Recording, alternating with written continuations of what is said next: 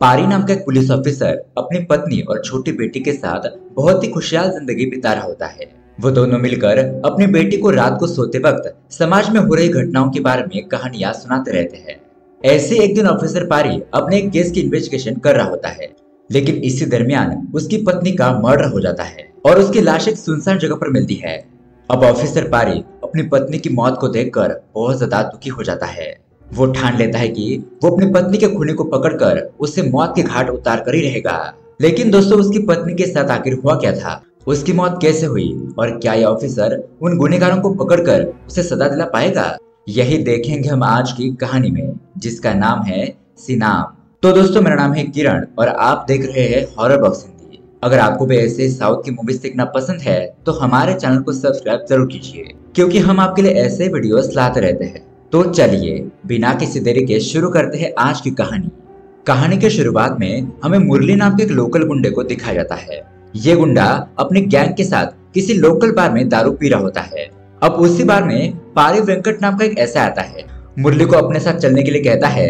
लेकिन यहाँ पर मुरली इंस्पेक्टर को कॉल करके इस ऑफिसर पारी का मजाक उड़ाने लगता है। लेकिन अब ये देखकर पारी को बहुत ज्यादा गुस्सा आ जाता है। वो मुरली को और उसकी गैंग को बहुत ही बुरी तरीके से मारता पीटता है। यहाँ पर बहुत ही जबरदस्त फाइट होती है।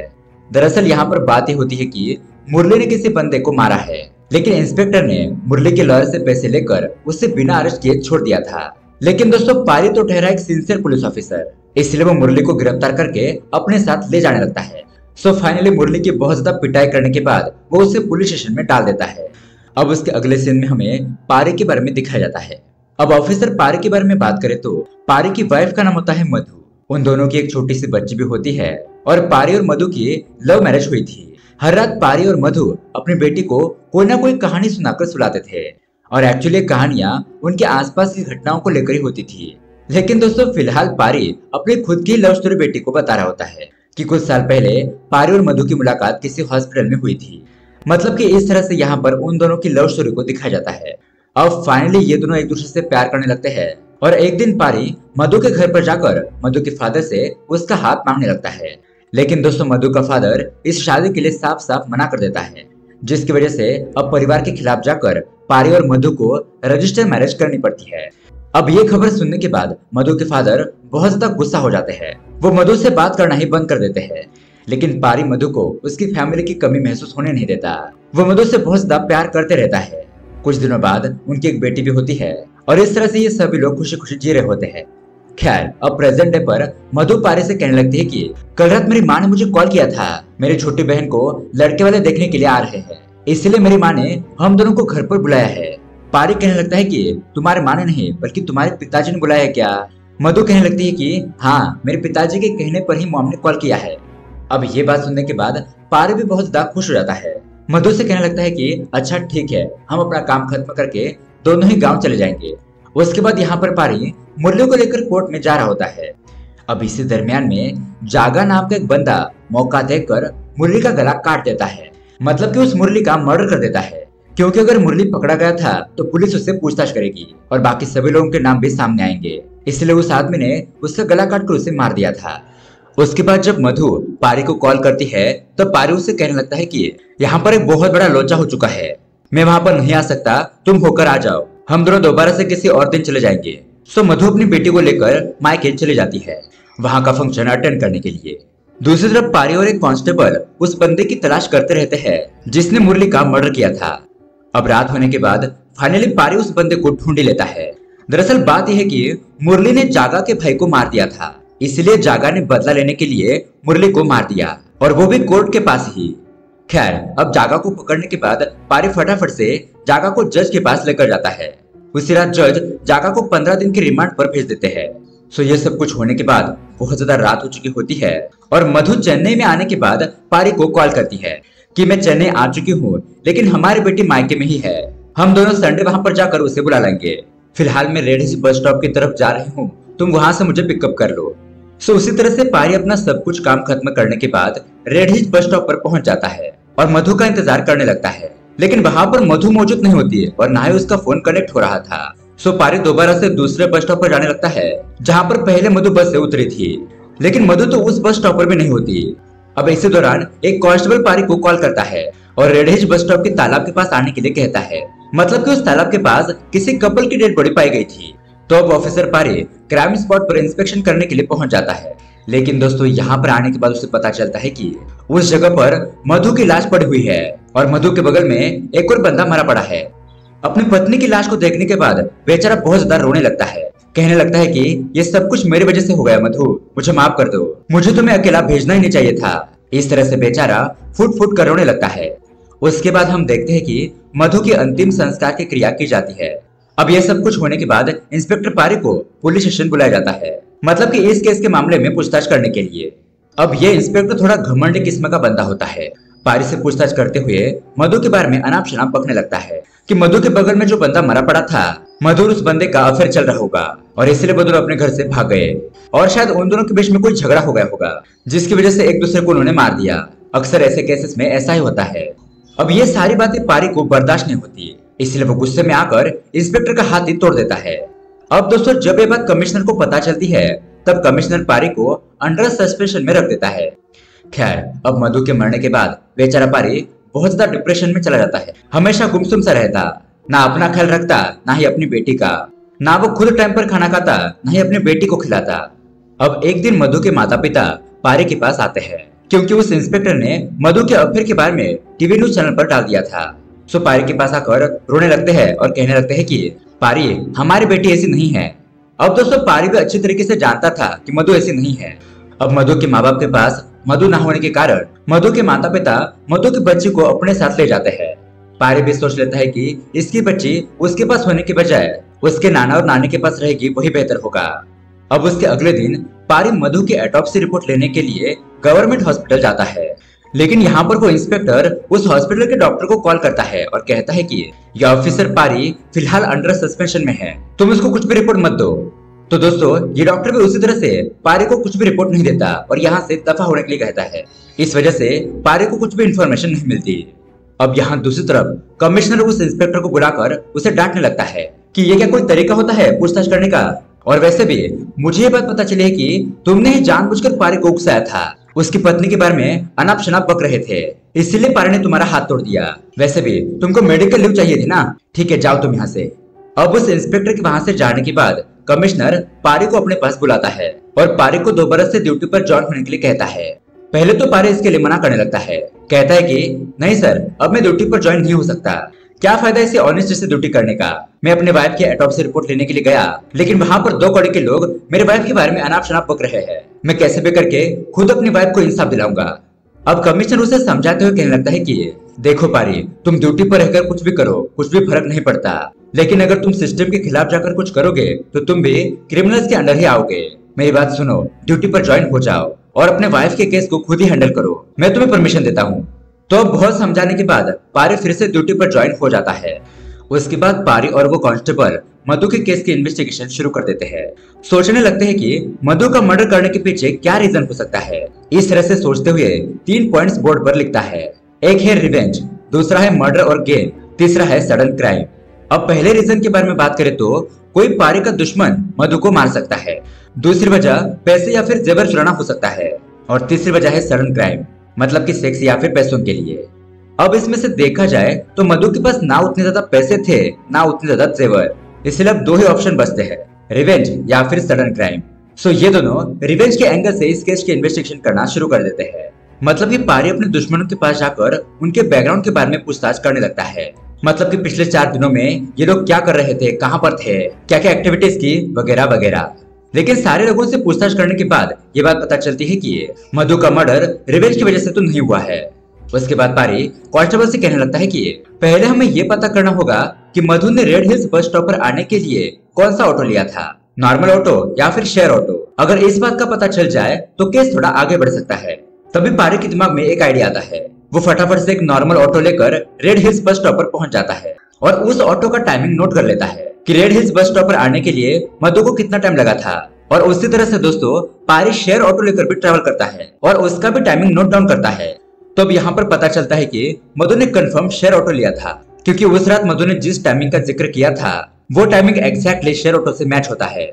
अब उसके अगले ही दिन पारी उन दोनों एरिया का सीसीटीवी फुटेज चेक करता है और पारी को जिन जिन शेयर ऑटोस पर शक होता है वो उन सारे शेयर ऑटोज का नंबर नोट डाउन करता है।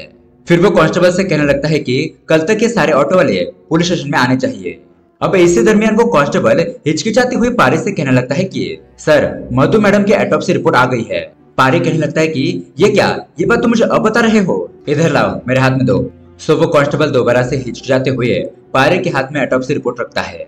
ऑटोप्सी रिपोर्ट पढ़ने के बाद पारी को ये बात पता चलती है कि मधु का बहुत ही बेरहमी से रेप हुआ था और ये सब करने वाले 3 से ज्यादा ही लोग थे। अब ये बात पता चलने पर बेचारा पारी बहुत ज्यादा दुखी हो जाता है। उसके बाद पारी और कांस्टेबल उस दुकान वाले के पास जाते हैं जिसने सबसे पहले उन दोनों की लाशों को देखा था और पुलिस को इन्फॉर्म किया था। यहाँ पर पूछताछ करने पर वो दुकान वाला बंदा उसे कहता है कि सर, एक्चुअली मैंने पहले उन दोनों की लाशों को नहीं देखा था। एक लॉरी ड्राइवर ने आकर मुझसे कहा और उसके बाद मैंने पुलिस वालों को इन्फॉर्म कर दिया। मतलब कि वो लॉरी ड्राइवर मेरी दुकान के पास आकर चाय वगैरह पीते रहता है, लेकिन पिछले कुछ दिनों से मुझे वो कहीं पर नजर नहीं आया। सो कांस्टेबल अपना नंबर उस दुकान वाले को देकर वो वहां से चले जाते हैं। थोड़ी ही देर के बाद वो लॉरी ड्राइवर उस दुकान के पास आता है और दोबारा से चाय वगैरह पीने लगता है। अब ये दुकान वाला बंदा उस लॉरी ड्राइवर को बातों में उलझाता है और पारी और कांस्टेबल को कॉल करके यहाँ पर आने के लिए कहता है। लेकिन दोस्तों, उस ड्राइवर बंदे को बहुत ज्यादा जल्दी होने की वजह से वो वहां से जाने लगता है। लेकिन दुकान वाला बंदा उस लॉरी का नंबर नोट डाउन कर लेता है।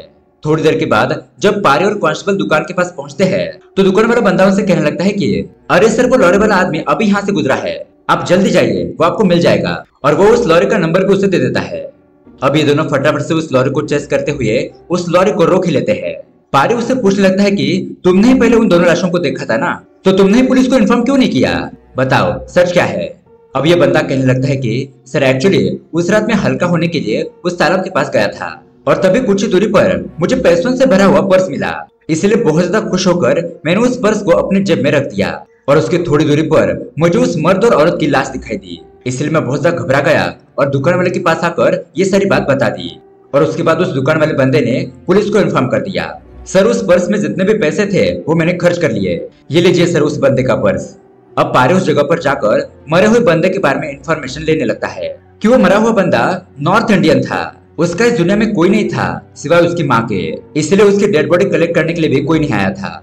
खैर, अब उसी रात पारी की बेटी पारी को कॉल करके कहानी सुनाने के लिए कहती है, क्योंकि पारी की बेटी को अपनी माँ की बहुत ज्यादा याद आ रही थी। बच्ची कहने लगती है कि लास्ट टाइम माँ ने मुझे एक बंदर की कहानी सुनाई थी, मैं आपको वो कहानी सुनाती हूँ, फिर आगे आप वही कहानी कंटिन्यू कीजिएगा।